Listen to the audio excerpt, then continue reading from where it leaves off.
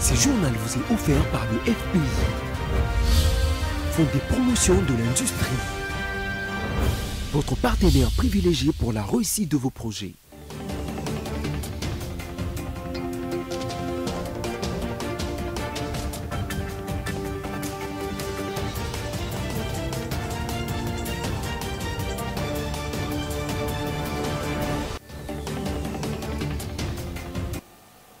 Voilà qu'on se retrouve pour un nouveau numéro du journal. Mesdames, Messieurs, voici tout de suite les grandes lignes de cette édition.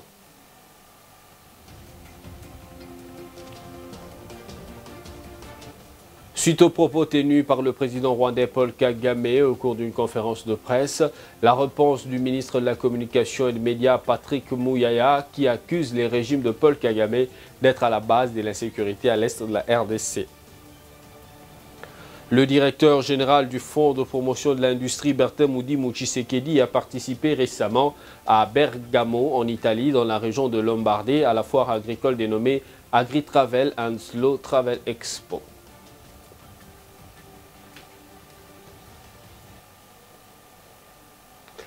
Encore une fois de plus, bienvenue à tous. Suite aux propos tenus par le président rwandais Paul Kagame au cours d'une conférence de presse au Bénin que la RDC aurait eu des terres du Rwanda, et c'est dans un briefing de presse organisé à Goma cette fois-ci par le ministre de la Communication et des Médias Patrick Muyaya Katembwe. Ce dernier accuse le régime de Paul Kagame d'être à la base de l'insécurité à l'est de la République démocratique du Congo. Roger Matali. Les tensions sont vives entre Kinshasa et Kigali depuis la résurgence fin 2021 de l'ancienne rébellion Tutsi du M23. En visite officielle au Bénin, où son pays attend exporter son savoir-faire en matière sécuritaire, le président du Rwanda Paul Kagame a donné à la suite d'une question au cours de la conférence de presse où il a déclaré que la RD Congo aurait eu les terres du Rwanda, ce qui expliquerait selon lui la crise entre Kinshasa et Kigali. Que le problème du Congo, le problème de la région, le problème de la région, ou même le problème encore du Rwanda, n'est pas le M23, je suis désolé. Le M23 est un produit, la résultante de plusieurs autres problèmes qui n'ont pas été résolus depuis des décennies maintenant. Si vous vous rappelez bien, le problème du M23 existait même bien avant que M. Tshisekedi devienne président. Et dans un briefing spécial à Goma, le porte-parole du gouvernement, Patrick Muyaya Katembwe, condamne et accuse Paul Kagame d'être le meneur de l'insécurité à l'est de la République démocratique du Congo. Du Congo, je me ferai l'économie de vous rappeler les RCD, les CNDP, les M23 et tous ces groupes proxy qu'il a toujours utilisés. C'est parce que justement nous avons détricoté chaque point de sa stratégie des manipulations mensongères qui pense aujourd'hui pouvoir réorienter les débats autrement. Il ne nous trouvera pas parce qu'il n'a qu'à se référer à la Belgique qui pourra lui fournir des éléments. Notons que le gouvernement congolais qualifie les propos tenus par Kagame au Bénin de nouvelles provocations. Toujours dans le même chapitre, cette fois-ci en réponse directe à la question sur les propos tenus par le président Paul Kagame, le ministre de la Communication Patrick Muyaya, puisque c'est de lui encore qu'il s'agit, a affirmé que Paul Kagame est la cause de l'insécurité dans l'est de la RDC. Il réaffirme la détermination du gouvernement congolais de défendre chaque centimètre du territoire national. On écoute. Le président Kagame a transgressé l'histoire. Il a délibérément choisi de traverser l'histoire. Ce qu'il n'a pas dit et qu'il aurait dû dire, c'est que c'est lui qui est à la base et la cause de tous les problèmes que nous avons à l'est de la République démocratique du Congo depuis plus de 20 ans. Rappelez-vous que c'est lui qui a créé les RCD, les CNDP, les M23. Il fournit armes et munitions à tous ceux qui déstabilisent l'est de la République démocratique du Congo. Je me fais le devoir de rappeler ce que le président a dit. C'est que pour notre patrie, nous la défendrons à chaque centimètre et qu'il est hors des questions de laisser penser ces velléités, ces idées expansionnistes du président Kagame, c'est doit être bien clair. En plus, je pense qu'il faut peut-être demander à la Belgique de lui rappeler ce qu'étaient les actes de nos frontières. Il y a quelques semaines, nous avions fait un briefing avec le professeur Chibangu Kalala, qui avait bien expliqué cette problématique des transits des frontières, etc. Donc aujourd'hui, ce que le président Kagame doit faire, c'est de respecter ses engagements souscrits dans le cadre de la feuille de route de Luanda, de cesser de soutenir le M23, qui a été démontré mondialement, de retirer ce main de la haine, comme le pape l'avait dit. Et c'est mieux de faire comme ça que de penser que par une forme de mégalomanie, on peut réussir à tromper toute une opinion pour penser pouvoir mettre la main sur quelques centimètres de terre de la République démocratique du Congo. Il faudra marcher sur toutes nos populations et sur tous nos soldats pour penser arriver à un dessein si cynique. Si le président Kagame a choisi délibérément de mal lire l'histoire, c'est pas de notre faute. Changeons de chapitre. En dehors de la carte d'électeur, les Congolais pourront obtenir dans un futur proche la carte nationale d'identité. C'est ce qui ressort de l'annonce du Premier ministre Jean-Michel Sama Lukonde Kyenge lors de la 94e réunion de ministres à la Cité de l'Union africaine. Suivez un extrait du compte rendu lu par le ministre du Numérique, Eberhard Kolongele. Le Premier ministre chef du gouvernement s'est appesanti sur 3 points. En premier lieu, la délivrance de la carte d'identité nationale CIN. Le Premier ministre chef du gouvernement a annoncé que les préparatifs en vue de la réalisation de cet important axe du programme d'action du gouvernement se poursuivent. En mi-2023, les premières cartes d'identité seront délivrées après plus de 3 décennies d'attente. Le chef du gouvernement a attiré l'attention de tous les intervenants dans les processus de mutualisation des opérations, à savoir la Commission électorale nationale indépendante, CENI, l'Office national de l'identification de la population, ONIP, et le Bureau central de recensement, BCR, Institut national de la statistique, INES, déjouer chacun son rôle. Et puis, le président de la Confédération suisse, Alain Berset, a clôturé le dimanche dernier à partir de Goma sa mission en République démocratique du Congo. Il a séjourné tour à tour à Kinshasa, Goma et Bukavu. Dans l'est du pays, il a visité le camp des déplacés des Bou-Chagara et de Kanyaruchinya qui héberge un grand nombre de déplacés qui ont fui la guerre du M23 dans les territoires de Rutshuru, Nirangongo et Massissi avant d'avoir une série de rencontres avec différentes personnalités dont celle de la MONUSCO. Dans ses différentes prises de parole publiques à Bukavu, le président de la Confédération helvétique n'avait cessé d'admirer le paysage du Sud Kivu, présenté comme la Suisse de la République démocratique du Congo. Et c'est pour se rendre compte de cette réalité qu'Alain Berset a préféré une randonnée lacustre pour relier la ville de Goma, son point de chute et dernière étape de sa visite en République démocratique du Congo. Le président Berset a admiré ce paradis terrestre pour lequel il a assuré de faire le plaidoyer. Des assurances réitérées à Goma, ultime étape de sa visite. Lors d'une rencontre de restitution à la presse, le président helvétique, retraçant tout son parcours au départ de Kinshasa, dit avoir été marqué par l'hospitalité du peuple congolais et de ses dirigeants. S'agissant des violences armées dans le Nord Kivu avec ses lots de malheur pour les déplacés des guerres notamment, Alain Berset, dont le pays présidera d'ici le mois prochain à la destinée du Conseil de sécurité, promet l'accompagnement de la Suisse pour un dénouement de la crise sécuritaire et humanitaire. Dans le cadre de cette présidence, nous allons promouvoir ces éléments. Il y a plusieurs axes sur lesquels nous travaillons, mais il y aura en particulier en mai un débat important sur la protection des populations civiles. C'est une des raisons d'ailleurs de ma présence ici, pour voir le terrain et pour pouvoir aussi porter ces réflexions et porter les conclusions que nous pouvons tirer de ces visites dans ce débat. Je pense que la situation dans l'Est de la République démocratique du Congo, depuis maintenant bientôt 30 ans, cette situation d'instabilité, de conflits latents, de conflits déclarés, de choses qui changent tous les jours, est un problème essentiel pour la région, d'instabilité, Et puis, ça dure depuis assez longtemps et ça fait en sorte que ça n'est pas une crise dont on parle, j'allais dire malheureusement, assez souvent, assez régulièrement sur le plan international. Donc je pense que ce qu'on peut attendre, et c'est la raison de notre présence ici, c'est d'avoir, dans le fond, une voix pour la paix, pour la stabilité dans la région, qui peut s'exprimer, une voix qui vient d'en dehors du continent africain. Bien avant cette conférence de presse, le président Bercé s'était rendu à pied au quartier général de la MONUSCO Goma, à quelques encablures. Les échanges avec les responsables de la mission onusienne ont porté sur le travail que cette mission réalise en matière de protection des civils, en appui à la force de défense et de sécurité, aussi bien sur le plan de la protection des civils avec les dispositifs militaires de la MONUSCO. Il faut préciser que la Suisse est un partenaire important des Nations Unies. Autre temps fort de cette rencontre, c'est l'hommage aux victimes des casques bleus et celles de l'armée régulière tombées sous les atrocités des groupes rebelles.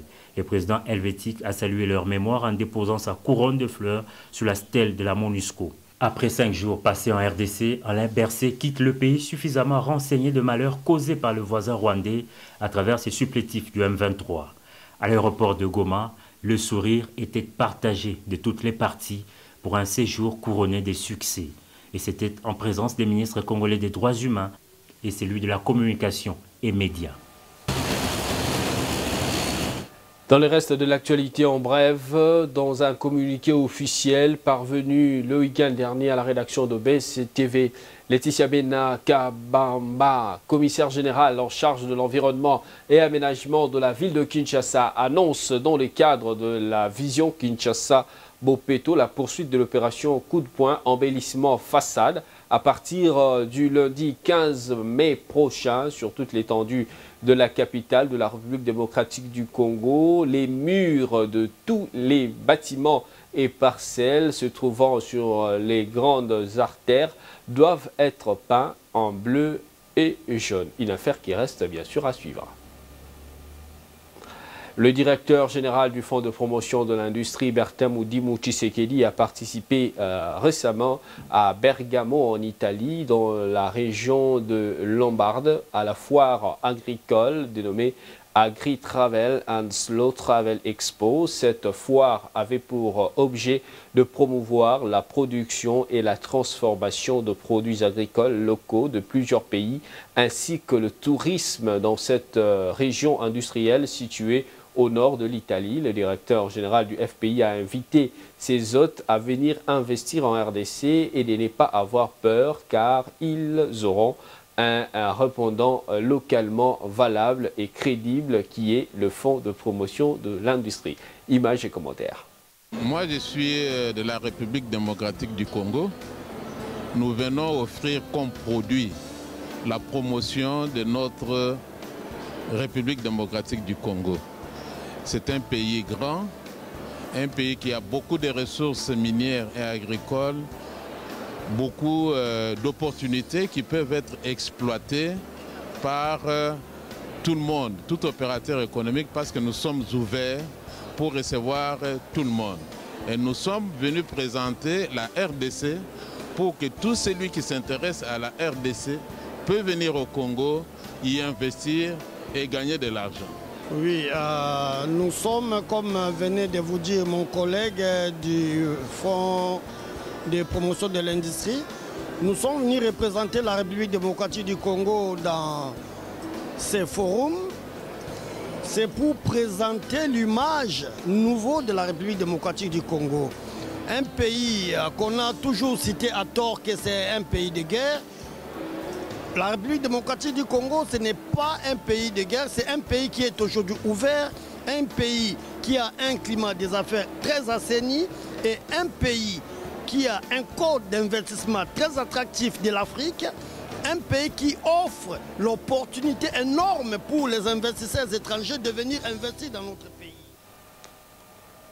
Et puis, quelques groupes armés de la province de l'Ituri ont déposé les armes lors de la cérémonie officielle du lancement des opérations du PDDRCS dans le site de Diango en territoire du Roumou.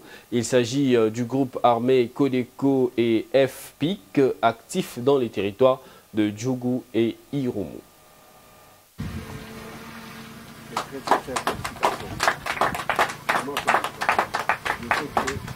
Mes sincères félicitations. Je sais que vous avez été parmi les premiers. Quand personne ne croyait au processus, vous êtes venus chez nous, vous avez exprimé le désir de rendre les actes. Et depuis ce temps-là, vous n'avez pas changé. Félicitations. Après plus d'une année d'attente, le programme de désarmement et de mobilisation annonce déjà ses couleurs. À Ituri, 120 éléments ici de groupes armés Codeco et FPIC ont répondu présent à la main tendue du chef de l'État, Félix Antoine Tshisekedi Tshilombo, en vue de participer aux efforts de la paix et de la stabilité de cette province. Plus de 20 000 miliciens sont attendus tout au long de ce processus pour le bien-être de la population de l'Ituri, a dit le colonel magistrat Pierre Gilles Bossalé, coordonnateur adjoint en charge des questions techniques et opérationnelles du pays de DERCES. On a sur le site une centaine de gens, les ex-combattants qui sont venus principalement d'ici, du territoire du Roumou. On espère qu'à partir de ce geste, ceux qui hésitent encore, ceux qui sont encore réticents, vont comprendre qu'il est temps de venir à la paix et de rejoindre les autres. Et on a suffisamment d'infrastructures pour les accueillir. Parlant au nom du vice-premier ministre et ministre de la Défense nationale et des anciens combattants, le gouverneur militaire de l'Ituri, le lieutenant-général Luboyanka Chomodjoni, a interpellé la conscience collective des Ituriens au pardon sincère, le vivre ensemble, avant d'inviter certains miliciens réfractaires à rejoindre ces programmes. Donnez la paix à ces enfants, donnez l'avenir, chers leaders, donnez la paix à vos enfants. Ces enfants-là ne peuvent pas se tuer s'ils savent qu'ils ont des parents qui peuvent, n'est-ce pas, leur demander d'arrêter. Est-ce qu'à un certain moment, on ne peut pas dire on arrête? Donc venez ici, avec les moyens que nous aurons. Yaminga ou Kidogo, venez ici. Mais montrez que vous aimez la paix. Pour la notabilité locale, le lancement de ce programme constitue un espoir pour la paix en Ituri. Sincèrement, nous sommes ceux-là qui nous réjouissons de voir que là, le soleil est en train de vouloir apparaître et que cette luminosité va effectivement donner la paix et la paix tant attendue par les fils et filles de l'Ituri. Pour s'assurer de la prise en charge holistique des ex-combattants, le gouvernement militaire a eu droit à une visite guidée des installations de ces sites. Pour l'instant, place à la paix. Revenons à Kinshasa pour parler insécurité dans la capitale. Un corps sans vie retrouvé dimanche dernier au quartier Kimpwanza sur l'avenue Makongo dans la commune de Lemba. La cause du décès de ce citoyen n'a pas été indiquée. Yves Mayele pour les commentaires.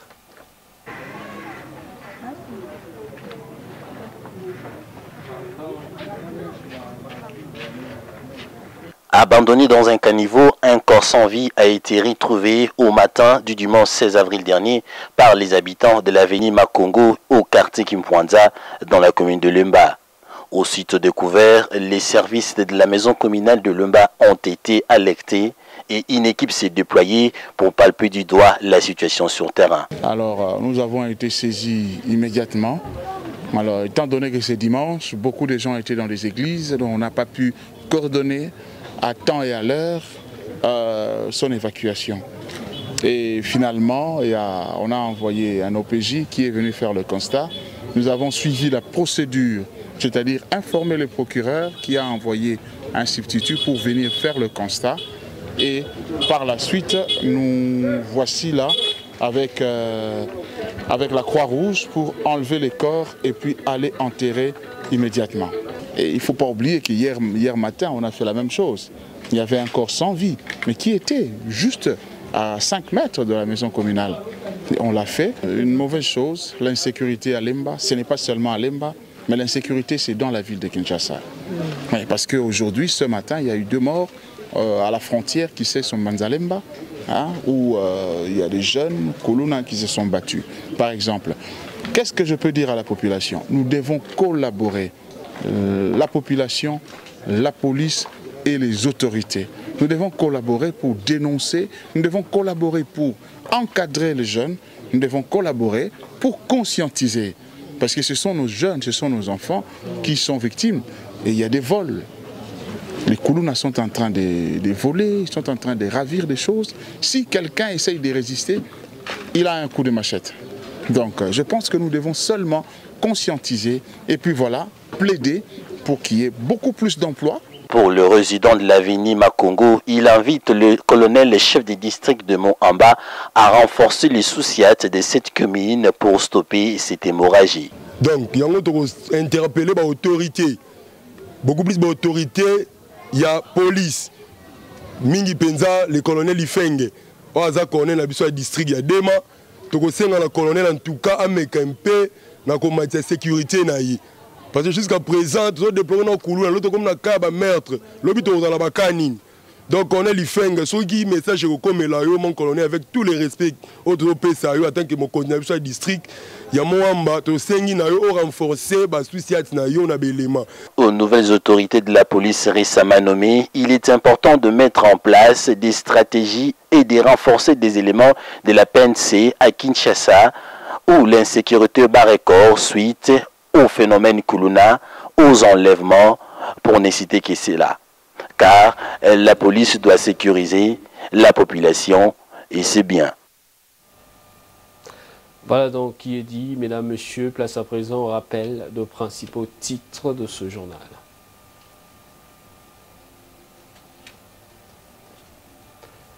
Vous avez suivi dans ce journal que suite aux propos tenus par le président rwandais Paul Kagame au cours d'une conférence de presse, le ministre de la Communication et Médias, porte-parole du gouvernement congolais, a à son tour accusé Paul Kagame d'être à la base de l'insécurité à l'est de la RDC.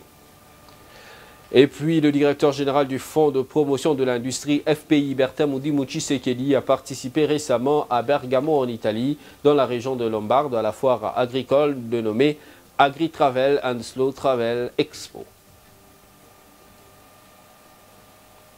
Ce journal est complètement fini. Merci de l'avoir suivi. Au revoir et à la prochaine.